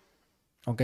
Pero vos, si dejabas de predicar ciertas cosas que los apóstoles habían enseñado y que incluían todo el espectro, teológico y moral, ¿sí? Por eso se habla de fe y moral, ¿sí? Todo el aspecto teológico en fe y moral que enseñaron los apóstoles, no podías pertenecer a la Iglesia Católica. Entonces, cuando un protestante quiere hacernos creer o quiere convencerse a sí mismo de que los padres de la Iglesia eran de su denominación, si ese protestante lee los padres de la Iglesia por completo, está obligado a descartar ciertos pasajes de los padres de la Iglesia como, bueno, era su pensamiento, era su opinión. Era su opinión, nosotros tenemos la Biblia completa. O sea, tienen que empezar de buena manera a desacreditar a ese autor. Tiene que empezar también a hacer malabares con ciertos pasajes que escriben y sobre cómo interpretan ciertos otros pasajes de la Escritura, porque evidentemente hay muchas menciones explícitas a que la Iglesia solamente es una y que cualquier cosa que se llame a sí mismo o se quiera hacer pasar por cristianismo y que esté fuera de esa Iglesia, aunque se llamen cristianos, aunque reclamen tener las doctrinas apostólicas, si está fuera del círculo de las doctrinas enseñadas por los apóstoles, está fuera del reino de Dios. Pero ¿qué sucede? Tenés que empezar a leer los padres de la Iglesia que te empiezan a citar ciertos pasajes del Nuevo Testamento y del Antiguo Testamento que te demuestran esto que te estoy diciendo, pero que van a contramano de lo que enseña el protestantismo. ¿Qué sucede? Que el protestante, como dijiste bien al principio de la entrevista, por un mecanismo de autodefensa, tiende a pasar por alto lo que dice tanto la Escritura como los padres de la Iglesia. Y para muestra, un botón. ¿Por qué la Escritura dice a los que les remitieres los pecados les serán remitidos y a quienes no les remitieres los pecados no les serán remitidos? Porque como protestante muchas veces leí eso. De hecho, Leo, el otro día hablaba con un protestante, ¿no? Y digo, bueno, a ver, ¿cómo interpretás este pasaje? Este que me estás comentando. Este pasaje particularmente, el que acabas de señalar, Juan capítulo 20, verso... Perdónenme si no lo tengo presente, pero es en el capítulo 20 que aparece, Sí, 20, ¿no? 23 creo. Ya en la resurrección. Le digo, bueno, ¿cómo me lo interpretás? Si supuestamente, o sea, no está hablando de una autoridad concedida por el mismo Dios encarnado a los apóstoles para perdonar pecados, tal y como desde mi humilde punto de vista me parece que es evidente, ¿cómo me lo interpretás vos? ¿Cuál es la verdadera interpretación del pasaje? Y me dijo, bueno, no, lo que pasa es que como los apóstoles son llamados a predicar el evangelio, dada su predicación, aquellos que respondan afirmativamente a su predicación por la fe, sus pecados automáticamente quedarían perdonados, y aquellos que no creyeran en la predicación de los apóstoles, sus pecados les son retenidos porque no terminan abrazando a Cristo como su Señor y Salvador. Yo digo, ¿y toda esa interpretación dónde se encuentra en el pasaje? Fíjate cómo sin querer, porque no es que estoy diciendo que hay una malintención en dicha interpretación, pero intentan acomodarlo a su doctrina. Pero sin querer o queriendo lo que sea, termina haciéndose esta clase de malabares para, ante lo evidente, tratar de negarlo y seguir sosteniendo mi postura. Y el problema que está teniendo esa postura es que allí no hay autoridad. O sea, ahí el apóstol no tiene autoridad para nada, porque en todo caso yo tendría que tener autoridad para decirte, vos por la autoridad que yo tengo, vos te vas a convertir y por eso se te van a perdonar los pecados. O yo por la autoridad que me concedió Cristo digo que vos no te vas a convertir y por eso tus pecados no van a ser perdonados. ¿Por qué? Porque Cristo está dándole esa autoridad para algo. Ahora, si esa autoridad es simplemente por lo que vos querés o no creer, la autoridad no la tengo yo, la tenés vos. Exacto. Pero Cristo dijo que la autoridad para perdonar se le daba a los apóstoles. Wow, sí, tenés razón. Entonces, eso significa que no puede ser algo que está librado a la persona que la oye, respuesta de la persona que oye. Sino que está condicionado a la respuesta del apóstol, en este caso particular. Claro, al actuar del apóstol. Y cuando vos agarrás y lees una traducción, por ejemplo, católica, que te diga a quienes perdonéis los pecados. Claro, Ahí se nota más. Por eso la importancia de la traducción. Exacto. A quienes perdonéis los pecados. Ah, claro, pues esto es doctrina católica. O sea, pero te traducen las maneras, remitir. Y, sí, yo sé lo que es remitir, porque sé lo que significa, porque lo he estudiado en el original. Pero sí, es que no te hace clic. Claro. No te hace clic la cabeza. Eso es lo que hacen constantemente con los padres de la iglesia. O lo reinterpretan porque no les hizo clic la cabeza, porque tienen que decir, cuando San Ignacio dice que la Eucaristía es, literalmente dice, es el cuerpo de Cristo. Y quien no participa de este cuerpo y sangre de Cristo en la iglesia no se salva. Y fíjate qué interesante porque San Ignacio lo que estaba haciendo era combatir el docetismo, que veía que en lo material era todo malo, lo material era malo. Entonces, el énfasis que hace respecto a la Eucaristía es de suma importancia dado el contexto. Porque claro, los docetas van a negar lo bueno de lo material, y en este caso está diciendo San Ignacio, pero es que justamente ahí, en eso material, es que se encuentra la plenitud de Cristo. Exacto. La idea de San Ignacio es combatir, como bien decís, el docetismo. Y el docetismo tenía problemas graves con dos doctrinas cristianas. La primera, la encarnación primera. Claro. Y la segunda, la encarnación en la Eucaristía. Porque la Eucaristía es una repetición de la encarnación de Cristo. Sí. Sí, totalmente. Y si Dios no podía encarnarse en un cuerpo humano, porque el cuerpo humano era malo por ser materia, tampoco Cristo podía encarnarse en el pan y en el vino. Exacto. ¿Sí? Era la misma teología coherente del gnosticismo, y particularmente de este caso del docetismo, que es una subrama del gnosticismo, que negaba que Cristo que Dios pudiera haber estado presente en un cuerpo con forma de hombre o en el pan y en el vino. Sí. Y San Ignacio lo que está haciendo es justamente refutar esa idea, y por eso explícitamente dice que este pan es el cuerpo de Cristo, y esta es la sangre divina, la sangre de Cristo. Y dice, mejor sería que participaran de la Eucaristía para que tuvieran vida eterna. Ahora, ¿cómo encajás eso? ¿Cómo encajás eso en la doctrina protestante? Porque dice algo más a Ignacio en esa carta, a los esmirniotas, creo que si no me falla la memoria. Esmirniotas capítulo 7. La verdad yo no lo recuerdo. Porque él dice, más les valdría que participaran para tener la vida eterna y no que murieran por sus discusiones. San Ignacio lo que dice en ese pasaje es que se mueren espiritualmente porque no confiesan que en el pan y el vino está la transubstanciación, que es el cuerpo y la sangre de Cristo, y que en ese cuerpo y en esa sangre está la vida eterna. Yo creo que ese haciéndose eco de Juan capítulo 6. Eso te iba a decir. Ese fue de todos los... Mira que hubo temas revolucionarios para mi teología y para mi persona y para mi orgullo protestante.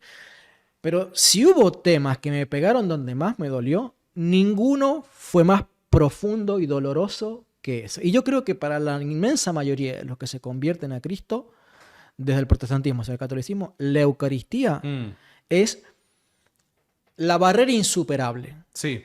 Es la barrera absolutamente insuperable, porque en la teología de los padres de la Iglesia, si hay una grandísima diferencia con la doctrina protestante, es con la Eucaristía, porque la doctrina de los padres de la Iglesia respecto de la Eucaristía es que vos recibís la vida eterna en la Eucaristía. Estoy completamente de acuerdo con vos. Al día de hoy, me parece que la reacción del protestante promedio es la misma reacción que tuvieron los judíos en el capítulo 6 de Juan, ¿no? Cuando se escandalizaron por las palabras de Jesús. Sí, tal cual. Les resulta incomprensible esto de que necesiten ir recibiendo de la divinidad de Cristo físicamente. Porque siguen teniendo este concepto de alguna manera gnóstico y docetista de que no puede haber una divinización, por así decirlo, del cuerpo humano al recibir físicamente la divinidad de Cristo. Fue el conflicto final que yo enfrenté para convertirme. Por eso la Eucaristía fue definitivamente el último eslabón que me dijo, ya no me importa todo lo demás, me puede costar un poco más, un poco menos las otras doctrinas, pero esta es demasiado evidente. Y resulta entonces de que ya entonces no puede ser cierto este dogma protestante de por la fe sola. Sí, No es cierto. puede ser cierto. Y si, como enseñaban los padres de la iglesia, la eucaristización, la consagración del pan y vino en cuerpo, sangre, alma y divinidad de Cristo, solamente se da en el seno de la Iglesia Católica, como lo enseñaba el 100% de los padres de la Iglesia apostólicos, entonces no puede ser que yo pueda encontrar divinización de mi alma y de mi cuerpo fuera de la Iglesia Católica. No puede darse. Yo puedo, como los docetas o como los gnósticos o como los judaizantes, como cualquier grupo que había fuera de la Iglesia Católica en los primeros siglos, puedo decir creer en Cristo, tener una forma de cristianismo más conservadora, menos conservadora, más pachanguera, más seria, gritar aleluya, como fuera. Pero lo que me daba la vida, según la doctrina apostólica y según lo que dice la Biblia finalmente, en Juan capítulo 6, el que come de mi cuerpo tiene vida eterna. Y 2 versículos después, el que no come mi cuerpo y bebe mi sangre, no tiene vida eterna. Y los padres de la iglesia entendían eso literalmente. Y yo empecé a entender este tema de qué significa que la sangre de Cristo. Claro, me tiene que limpiar por dentro realmente la sangre de Cristo. Yo tengo que beber la sangre para que la sangre me limpie. Tengo que comer del cuerpo divinizado de Cristo para yo de alguna manera tener experiencia. Tiene que afectar todo lo que vos sos como ser humano. Exactamente. Porque hay veces que si no lo limitamos el actuar de Dios netamente a lo espiritual, pero Dios lo que quiere es redimir todo el ser humano. Exacto. Que Cristo afecte tanto lo espiritual hasta lo material de nosotros. Porque en definitiva no podemos pensar en seres humanos excluyendo lo que es la parte de nuestro cuerpo, lo carnal. Totalmente. Bueno, ese para mí, creo que también para vos, porque vos tu conversión o tu punto que te hizo empezar el clic fue el tema de los milagros eucarísticos, sí. Pero para todos o casi todos los que yo testimonios he escuchado, todos dicen el punto central, lo que finalmente más me atraía hacia la Iglesia Católica por la necesidad es el tema de la Eucaristía. Y es así, sin la consagración del cuerpo y la sangre de Cristo, no se recibe la vida eterna. Tiene que haber un contacto directo, físico, por así decirlo, entre tu ser, todo, y el ser de Dios. Y por eso Cristo dijo, el que come mi cuerpo y bebe mi sangre. Tiene que haber una transferencia íntegra del cuerpo y del alma, del ser físico y del ser espiritual, tanto del Cristo humanado y glorioso y divino hacia el Leonardo humanado que no tiene nada de divino. Pero cuando te lo pones a pensar te parte la cabeza. Es Dios teniendo un contacto real con todas las letras. Exacto. Con vos, con criatura. O sea, totalmente. Es el creador uniéndose a la criatura en toda su plenitud. Y lo confesaban, pero con todas las letras. Y no solamente un padre de la iglesia. Todos los padres de la iglesia. No hay una discusión entre padres de la iglesia que proponen, no sé, durante los primeros 4 siglos, pero hay que entenderlo esto espiritual solamente o de forma solamente simbólica. Tal cual. No existe dicha discusión. Existía entre los gnósticos, los docetas, los valentinianos, en definitiva, los grupos disidentes y cismáticos. Quienes ponían, de hecho, en tela de juicio dicha creencia eran los heréticos. Siempre hubo en la Iglesia Católica, desde el siglo I hasta hoy, grupos que se hacían pasar por cuerpo de Cristo, pero que estaban fuera del cuerpo de Cristo. Todos acusando a la Iglesia de corrupción, todos negando prácticamente los mismos dogmas. El que no negaba la autoridad del papado, porque si vos no negás la autoridad del papado o si no negás la sucesión apostólica o la tradición, o sea, vos no podés aceptar la sucesión apostólica y la tradición apostólica y la autoridad del magisterio, no podés negar eso y pensar de decir, bueno, escuchen mi doctrina. O sea, para que alguien escuche tu doctrina, vos tenés que decir que el magisterio de la iglesia es falso, que el papado es falso, que la sucesión y la tradición es falsa. Porque es que para sostener el protestantismo, la identidad del protestantismo depende necesariamente de la falsedad de la iglesia. Sí. O sea, el protestante, para ser protestante, necesariamente tiene que ser efectivo a la hora de argumentar de que la Iglesia Católica se ha corrompido. Porque si no es capaz de sostener eso, la identidad protestante se cae como un castillo de naipes. Entonces, y esto no es tema para ahora, pero me quedaría horas hablando con vos, pero digo, de hecho, en lo único que van a estar de acuerdo todos los protestantes, podríamos decir, es en que la Iglesia Católica en algún punto en la historia se tuvo que haber corrompido. Porque para ser protestante necesariamente, o para sostener tu identidad como protestante, necesariamente la Iglesia tuvo que haberse corrompido como tal. Y tienen que creer que de alguna manera ellos son los restauradores. Y ahí Sí. nos vamos, bueno, podríamos ir a varios momentos en la historia, pero, y quiero ir cerrando, aterrizando con este punto. Llegamos al punto de Constantino. Y que de hecho, a ver, no va a ser el único punto porque dependiendo de con quién vos hables, es el momento en la historia y el evento particular que parece corromper a la iglesia.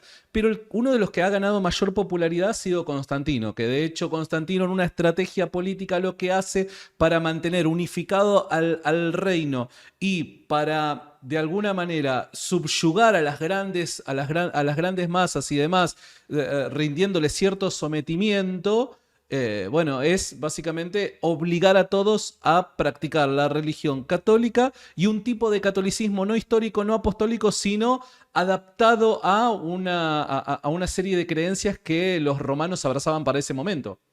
Sí, por eso justamente leer a los padres de la iglesia y leerlos concienzudamente, porque si vos lees un libro sobre padres de la iglesia, o sea, la opinión Claro. de un autor sobre los padres de la iglesia. Una cosa es leer a los padres de la iglesia y otra cosa es leer la opinión de un autor sobre ciertos Exacto. aspectos. Bueno, cuando vos lees libros de autores protestantes que opinan sobre los padres de la iglesia, te muestran de los primeros 3 siglos como si fueran protestantes. Obviamente, ignorando completamente la gran mayoría o muchas de las partes que demuestran que son católicos, ¿no? Pero opinando sobre ciertas partes que parecieran apuntar a un cristianismo primitivo protestante. Pero ¿qué es lo que sucede? Cuando pasás Constantino, en vez de empezar a hablar de las bondades de la iglesia mártir, que te empiezan a hablar pestes, y empiezan a hablar de los errores o sea, cambian su foco, y en vez de hablar de los mártires que siguieron habiendo después de Constantino, durante Constantino, porque Constantino persiguió a los católicos, después de Constantino, después del siglo IV, V, VI, VII, en vez de hablar de que la iglesia siguió siendo víctima de persecuciones, que la iglesia siguió manteniendo la misma doctrina que establecían los concilios anteriores, no, empiezan a hablar de los errores de tal, los errores de tal, los errores de tal, y empiezan a glorificar a los cismáticos. Antes de Nicea, empiezan a hablar pestes de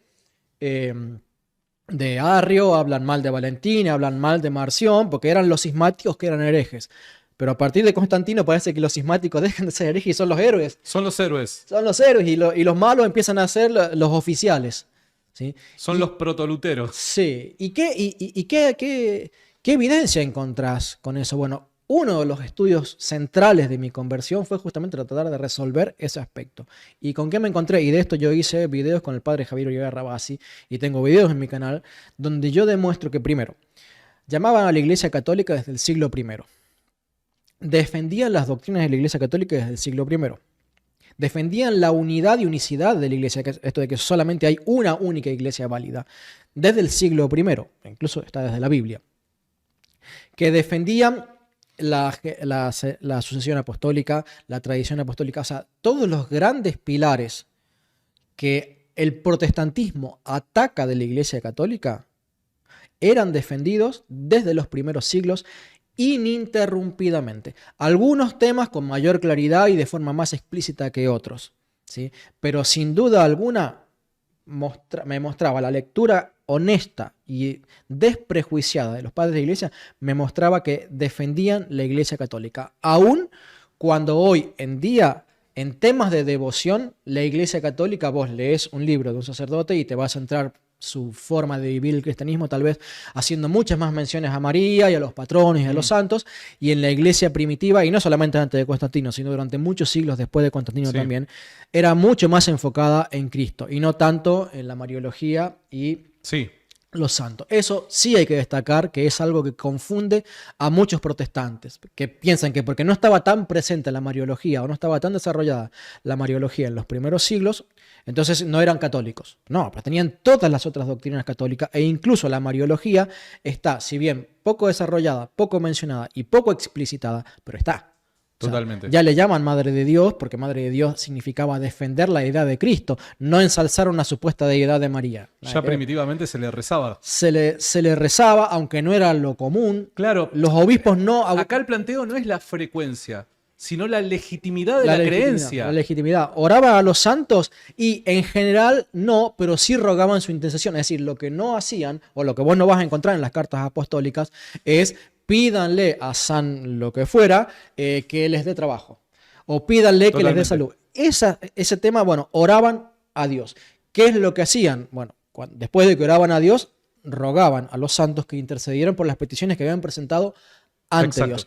Después, con los siglos, y cuando digo siglo, digo con los muchos siglos, al punto tal de ser algo bastante más reciente, se fue introduciendo la costumbre de, bueno, le pedimos directamente al santo, incluyendo a María. Sí. ¿Sí?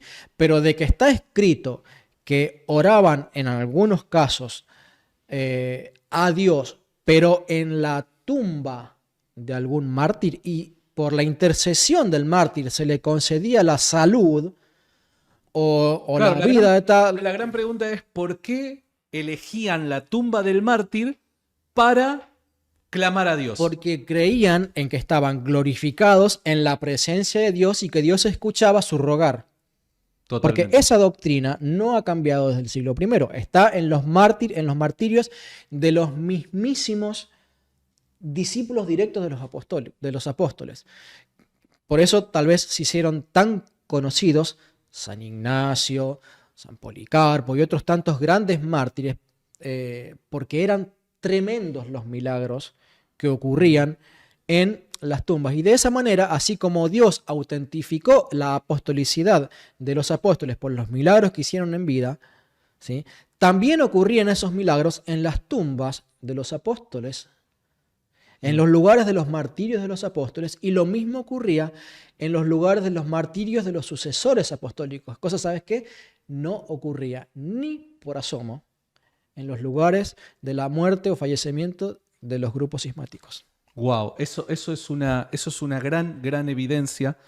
Y recordemos una cosa, recordemos que pese a que, y para cerrar el punto de Constantino, pese a que Constantino pudo haber tenido, vaya a saber cuál fue la motivación que lo llevó a, de repente, facilitarle la vida al cristianismo, pese a la motivación que se puede llegar a discutir históricamente, la cuestión está en si la jerarquía, la autoridad de la Iglesia corrompió sus doctrinas en el siglo IV, si cambió sus doctrinas en el siglo IV por causa de una presión por parte del emperador de turno. Me parece que hay veces que no se ve de esta manera, no se observa el caso de esta manera. Y más allá de que Constantino pudo haber sido un facilitador para ese momento particular, en cierto sentido, sabiendo el pasado que estaban heredando los cristianos del siglo IV, tendríamos que ver si esos obispos cambiaron alguna doctrina que ya era creída históricamente por los cristianos. Bueno, justamente por eso te comentaba de que gran parte de mi estudio se centró en ver qué fue lo que hizo Constantino y qué supuestamente cambió Constantino. Entendamos primero que la madre de Constantino era católica, santa, extremadamente devota. Y Constantino, al igual que le ocurrió a... se me fue... No es Nabopolassar, es Nabucodonosor. Nabucodonosor. Al igual que le ocurrió a Nabucodonosor por el testimonio del profeta Daniel, sí, le ocurrió a Constantino por el testimonio de su madre. Es decir, le transmitió la fe judía al punto tal de que así como Constantino decretó cesen las persecuciones para el judaísmo por causa de que Nabucodonosor finalmente abrazó muy superficialmente al Dios de Israel, ¿sí?, así también Constantino, también medio superficialmente, abrazó la fe del cristianismo. Y ambos emperadores promulgaron un decreto, ¿sí? Uno en Babilonia y el otro en Roma, no en Roma, o sea, en el Imperio Romano, no en la Sí, ciudad de Roma, sí, ¿sí? sí, sí. Para decretar que cesaran las persecuciones y que, en una instancia, el judaísmo tuviera libertad para ser difundido y predicado en todo el Una mundo. tolerancia. Una tolerancia, un decreto de tolerancia, que no significa hacerlo la religión oficial, porque si bien Exacto. Constantino luchó por difundir el cristianismo dentro de la iglesia, a veces con buenos modales y a veces con malos, porque como eso te digo, no fue el más ferviente en Totalmente. todos los aspectos del defensor de la doctrina de Cristo. En cuanto a moral me refiero, no en cuanto a teología, al principio sobre todo. Sí, no llegó a ser el que oficializó como doctrina cristiana en el Imperio Romano, sino que lo hiciera un emperador 4 o 5 décadas después. ¿Sí? Entonces, primero, no fue Constantino el que colocó, así como tampoco fue Nabucodonosor el que colocó al judaísmo como religión oficial del Imperio. Sí. Tampoco, babilónico, tampoco fue Constantino el que colocó como religión oficial. Simplemente permitió que se difundiera y que hubiera adeptos y prosélitos con una facilidad no antes vista en el mundo. Un preámbulo de lo que años después, o sea, prepararía el escenario Exacto. para lo que ocurriese en el futuro. Ahora, con Constantino, él por influencia de su madre abraza el catolicismo sin hacerse católico porque él no se bautiza, sino hasta antes de su muerte, que encima lo bautiza un obispo arriano, ahora te voy a hablar de eso, con un bautismo inválido. Es decir, si entendemos que la iglesia primitiva enseñaba digamos, unánimemente que el bautismo era el que te concedía el perdón de pecados por la regeneración, Constantino lamentablemente no recibió la regeneración porque fue bautizado por un bautismo antitrinitario fuera de la iglesia católica. Y murió supuestamente en esa condición. Entonces, eso por un lado. Luego, Constantino, así como tenía a su madre católica, tenía a su hermana que era arriana.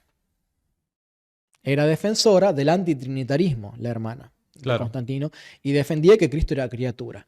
Y es por influencia de la hermana que luego de su conversión, e incluso luego de que Constantino había facilitado todos los elementos para el concilio de Nicea, que determinó que la doctrina oficial de la iglesia era la doctrina de la Trinidad, donde Cristo era Dios. Luego de eso, por influencia de la hermana, Constantino se aparta de la doctrina del concilio de Nicea. O sea, Constantino se volvió en contra de la doctrina oficial de la Iglesia Católica y comenzó a perseguir a los católicos. Sí, literalmente. Desterraba al obispo tal, desterraba al obispo tal, empezó a desterrar y a expulsar a todos los obispos que defendían y habían estado en el concilio de Nicea a favor de la doctrina de la Trinidad, y empezó a colocar en su lugar a obispos arrianos, antitrinitarios. ¿Sí? Por eso es que la iglesia hubo un tiempo en que medio como que se quiso volver arriana, aunque no en el laicado, pero sí en el clero. Y tenías un clero heretizante, por así decirlo, en su gran mayoría, y unos pocos obispos perseguidos aquí y allá y sacerdotes que habían quedado porque los que no fueron muertos fueron desterrados, ¿sí?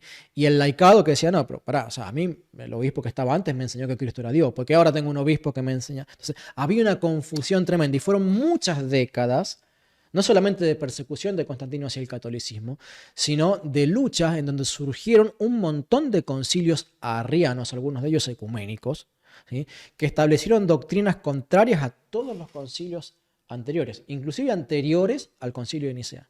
¿Para qué? Para colocar o fórmulas ambiguas que trataran de buscar un punto medio donde no se dijera que Cristo era Dios, o para directamente agarrar y excomulgar a los obispos de Nicea, como en el caso de San Atanasio, que fue en 5 ocasiones. Bueno, ¿por qué? Porque los concilios excomulgaron múltiples veces a San Atanasio, ¿sí? Y como a él, a muchos otros. Entonces, hubo todo un conflicto en donde ¿de dónde que Constantino fundó la Iglesia Católica? Se la persiguió a la Iglesia Católica. En definitiva, si Constantino hubiera impuesto ciertas creencias sobre la Iglesia, deberíamos hoy haber heredado una Iglesia arriana. Totalmente. Porque fue la fe que finalmente terminó abrazando a Constantino hasta el día de su muerte.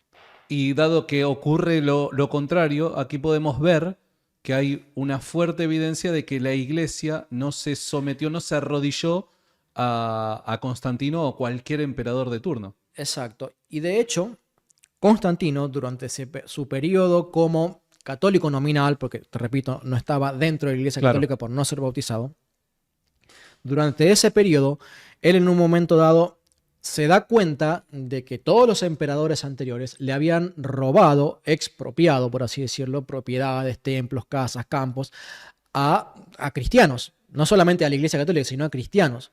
Y da un decreto en una carta oficial de Constantino que se le envía a un gobernador, no sé si del África, qué sé yo, donde dice: todas las propiedades que pertenecieran a los cristianos a volar y que fueran robadas por todos los emperadores anteriores sean devueltas a la Iglesia Católica. Es decir, Constantino lo que está confesando es que la Iglesia Católica era la iglesia del siglo I, II, III, a la cual los emperadores romanos Wow. le habían robado todas sus propiedades y dicen: no, las propiedades que pertenecieron a la Iglesia Católica en los primeros siglos, confesando que la Iglesia Católica era la del siglo I, devuélvansele a la Iglesia Católica. Y es lo mismo que confiesa Orígenes, Tertuliano, todos los, San Ignacio de Antioquía, todos los que confiesan que la Iglesia se llamaba católica y era la apostólica y era la única verdadera desde el siglo I, se ve confirmado por este mismo decreto oficial, ya no el decreto de tolerancia, sino un decreto para devolverle las propiedades a la Iglesia apostólica, a la original, a la Iglesia de los mártires, confirmando que la Iglesia católica La continuidad de la es la iglesia. continuidad. Totalmente. Él no está fundando una nueva iglesia donde tenés a todos los obispos La que eran... iglesia del siglo IV es la misma que el siglo II, que el siglo III Pero es la es misma. que los obispos de Nicea eran los obispos mártires. De hecho, Eusebio de Cesarea, que no sé si lo tienen santo o no, porque había sido arriano y después medio como que se enderezó, pero no se sabe hasta qué punto. Pero Eusebio de Cesarea, que no llegó a ser mártir, pero sí un confesor, es decir, sufrió las torturas en la cárcel por Cristo, pero no lo llegaron a matar. Él estuvo en el concilio de Nicea. Él y vaya a saber cuántos otros cientos de obispos que fueron perseguidos por todos los emperadores anteriores, que tenían la doctrina preconstantiniana. Ellos fueron los que estuvieron en Nicea.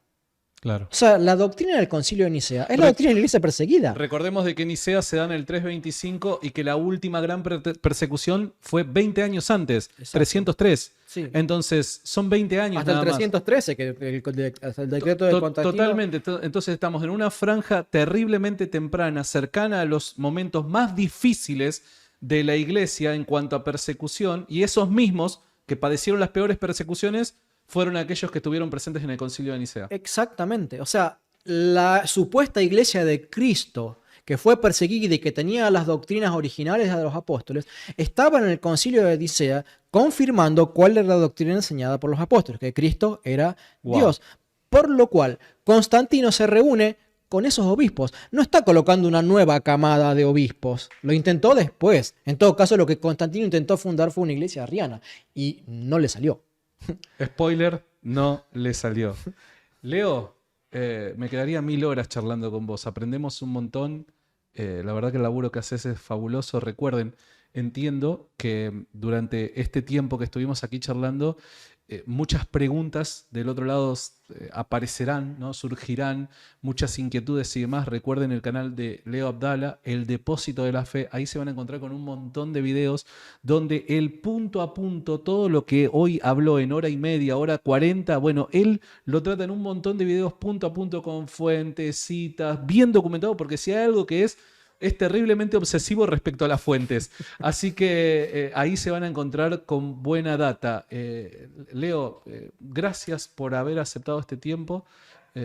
Y nada, disfruto cada vez que tengo la oportunidad de charlar con vos. Bueno, muchas gracias por la invitación. Para mí es siempre un disfrute tener la ocasión de poder compartir esto que fue tan transformador de mi vida y que, fíjate, ¿no? Vos te convertiste siendo ya un comunicador online. Pero yo ni siquiera quería sacarme fotos cuando era predicador. Las rechazaba, no aceptaba fotos, no aceptaba filmaciones, no los guardaba. Cuando me los hacían, no los guardaba porque tenía terror a la cámara. ¿Y qué fue lo que me motivó a decir, bueno, le tengo que contar a muchas personas esto que me ocurrió en la vida y que descubrí? Porque me sentí como Zaqueo, Santi. Me sentí como Zaqueo. Si antes le robé, es mi compromiso devolver lo que saqué. Retribuir de alguna manera. Y si el error de mi vida fue que durante 20 años le prediqué a cientos o miles de personas sobre la doctrina errada, robando la verdad de sus corazones, es mi responsabilidad ahora, calculo que vos lo sentís de una manera similar, devolverle al mundo, aunque no sean las mismas personas, pero devolverle al mundo lo que nunca le pude dar por haber estado mal instruido, mal guiado por pastores protestantes. Leo, mil gracias. Mil gracias.